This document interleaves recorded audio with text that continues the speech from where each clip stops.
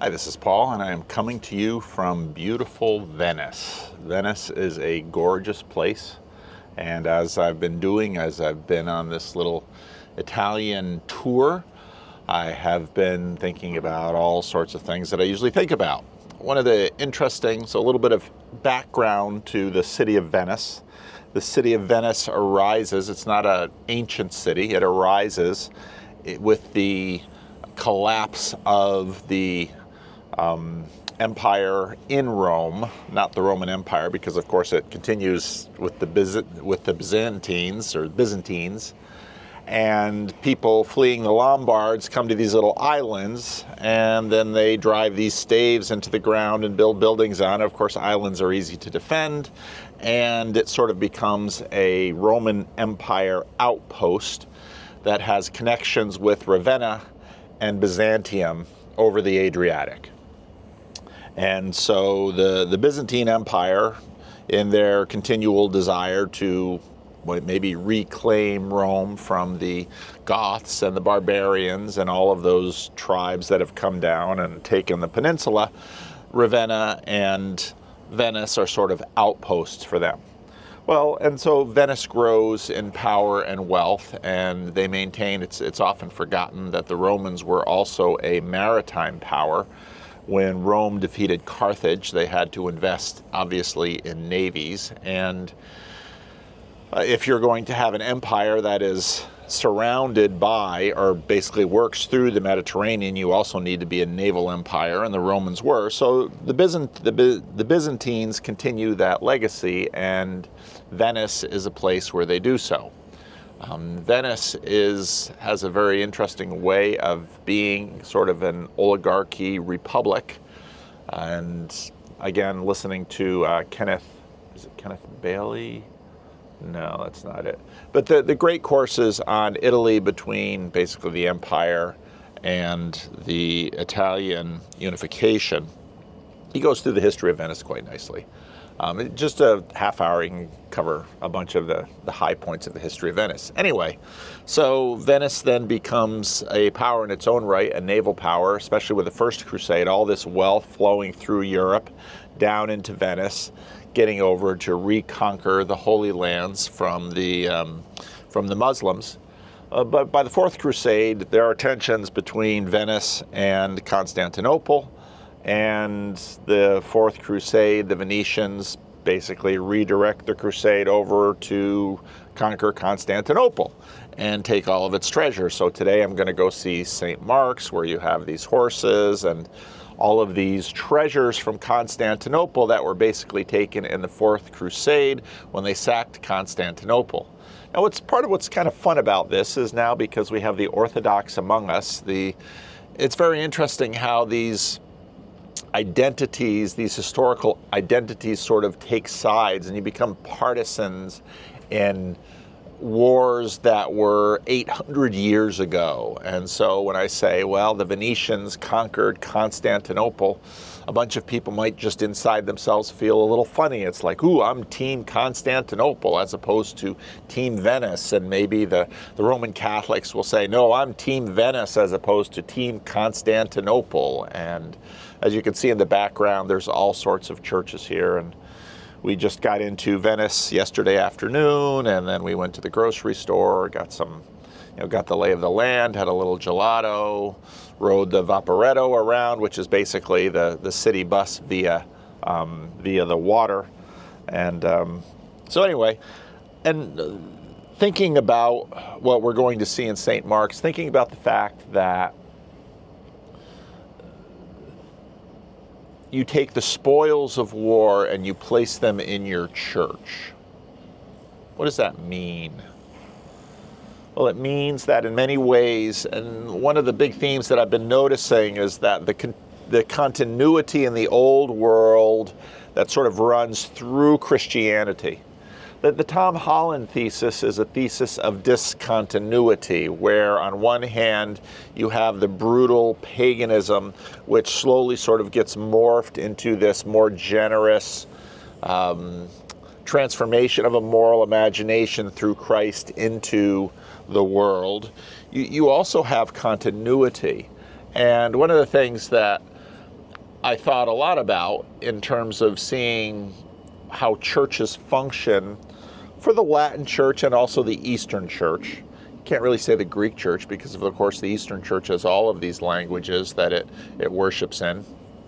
The Latin Church, the Greek Church, and also just noticing the continuity of culture, where you go to Pompeii and you find these elaborate frescoes. And then in this hotel I was staying at in Milan, Hilton has now taken over this medieval building in Milan and transformed it into a really nice hotel.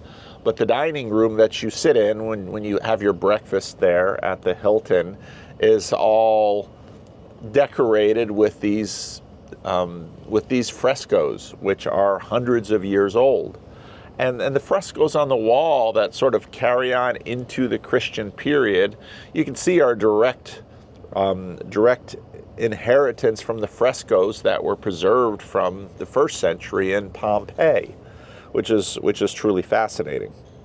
And you can see that in the churches, because the churches in Milan, the churches in Florence, I mean, these grand cathedrals are designed in many ways as pagan temples were. If you go to Pompeii, you'll see the temple of Jupiter.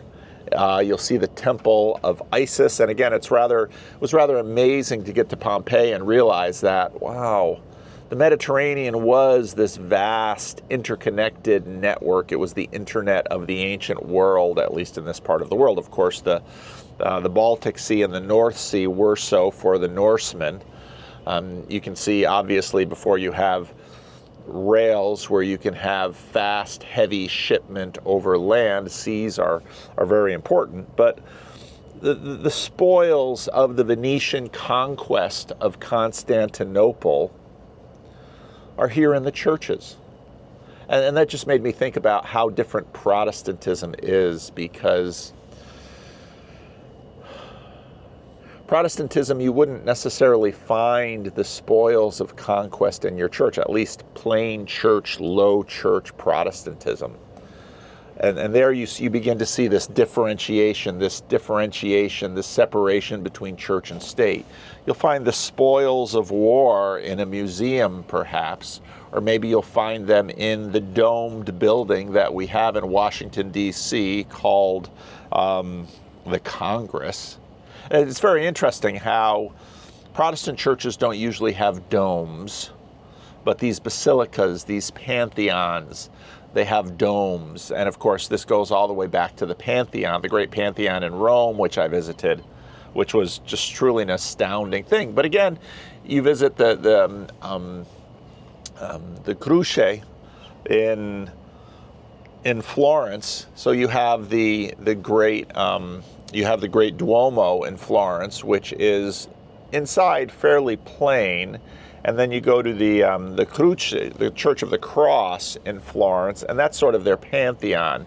And there you can see Dante's tomb, even though Dante's not in it. And I learned that again from the thing, because apparently Dante was an exile from Florence, and he never went back to Florence. And so Dante's remains, apparently, and correct me if I'm wrong, the comment section always does, Dante's remains are in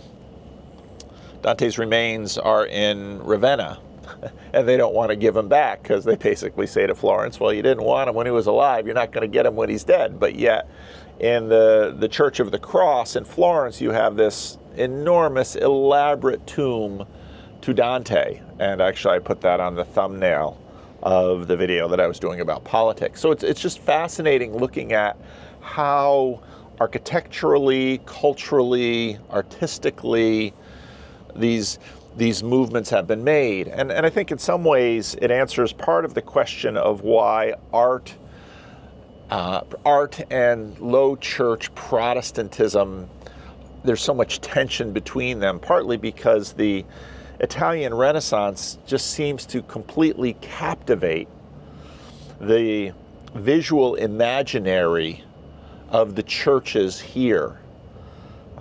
I mean, this renaissance of art and realism that you see in the churches just dominates the churches. I mean, these beautiful paintings and the beautiful sculptures. And of course, then you have the integration of the classical with in the Renaissance, where they're digging up these amazing statues from the ancient world, and the Michelangelo and all of these Renaissance artists are trying to recapture the skill of reproducing, not just reproducing, but magnifying humanity. All along, again, I spoke in the previous, I don't know if it was on a members-only video, or I'm going to release this one to the whole channel, because I don't have any little tourist things. I just have Venice as the background.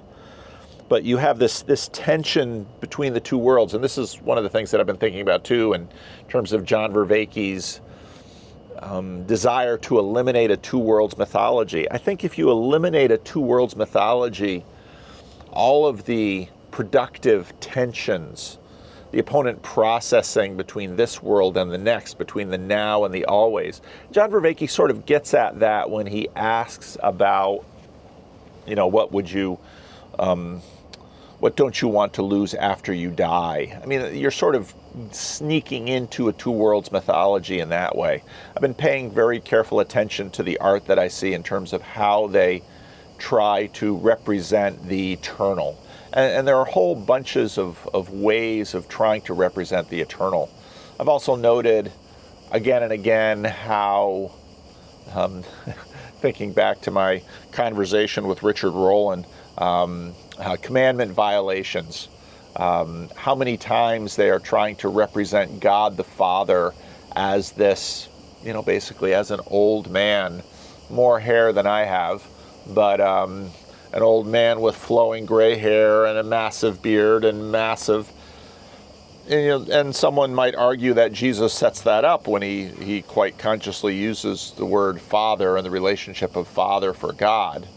But it doesn't mean you have to go ahead and put it everywhere. And it's all over the place here. It's not just obviously in the Sistine Chapel with Michelangelo, with that famous touching scene, or almost touching scene, but it's my kids don't want to be in the videos. So just all of this thinking going on in my head, and looking forward to getting back. And Cal's like, well, we should talk, and probably Laura will want to talk. And Laura usually prefers her videos behind the paywall, but we'll figure that out. Laura's in the Chicago group, and of course most of you know Cal. And people who are Roman Catholics who are far better instructed in the history, and of course they see it from the inside. I look at it from the outside. When I visit these cathedrals and I look at the art, and I look at all the Renaissance art, I know for some people they come and they see this thing and they want to go to Rome, as it were, become Roman Catholic. I look at this stuff and think, it's really cool. It's really beautiful. But as a pastor, I think, how does this shape one's spiritual imaginary in terms of what is the Christian faith and who is God and how does this work? And, I'm not casting aspersions on it, but it's just very different from my own spirituality and my own Christianity. I remain a Protestant, and I have questions about the continuity and to what degree is it proper to bear the spoils of the conquest of Constantinople in your cathedral in here in Venice. And again, these cathedrals are churches, and they are monuments to God, but they are also monuments to the power and the wealth and the golden age of these particular really remarkable Italian city-states. And a city-state isn't exactly the right word for them, but I don't really have the right word for it. So it's, this has been a fertile trip in terms of just my thinking, and I've taken hundreds and hundreds of still photographs. I've taken some video, and again, I've shared sort of a little bit of the travelogue video in the membership section. And yeah, so I'm sure I'll continue to sort of mull this over. But again, this morning, the big aha moment was that these cathedrals are much closer to temples in the pagan sense. You know, you think about Pompeii entering the Holy of Holies in Jerusalem, and being, was it Pompeii? I don't remember. Was it Pompeii or was it Titus or Vespasian? I don't remember which one it was. But the Roman, you know, the Roman general walking into the Holy of Holies in Jerusalem and being disgusted that he didn't find a golden statue. Well, I've seen a lot of golden statues, and in the museum to the church in Milan, they had, it was a very cool museum. They had a lot of the, I don't even have the language to call them. You know, you had the holders for the host and the reliquaries and all of this gold which was used, and it just emphasizes to me some of the tensions about embodiment. Okay, so you're going to embody the host, and for me it sort of strengthens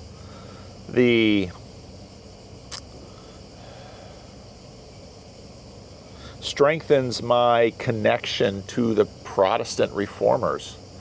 You know, of course, the Protestant reformers were steeped in this world. The Protestant reformers knew this world. The Catholic world was the world that they knew. John Calvin was French, you know, deeply Catholic. And, you know, part of what I see in the Renaissance, in the Enlightenment, in even the Counter-Reformation is all of this working about the opponent processing between the two worlds' mythologies. And that being such a productive tension.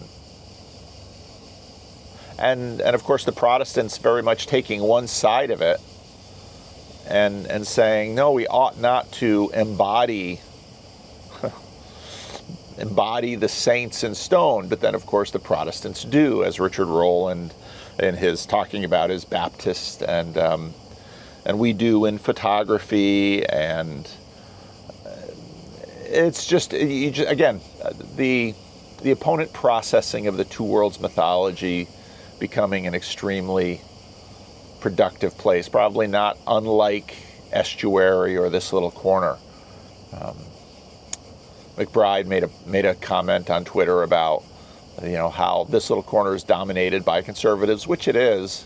One of the commentary videos I might have made if I had been home is on one from Based Camp, where I think Malcolm made some really strong points about part of the big turn to conservatism in terms of online communities has been that as the progressives got more and more tyrannical, which is usually sort of a perennial tension between winning and losing, conservatives became more and more welcoming. Now, those tensions are at work. The RNC, I saw, I forget his name, What Do You Meme, the Christian YouTuber, you know, making the comments about this stripper who spoke at the Republican National Convention. Was she a stripper or OnlyFans girl? I don't know. But looking at the purity spirals that winning tends to invoke. And I'm getting away from the theme of this video. But yeah, the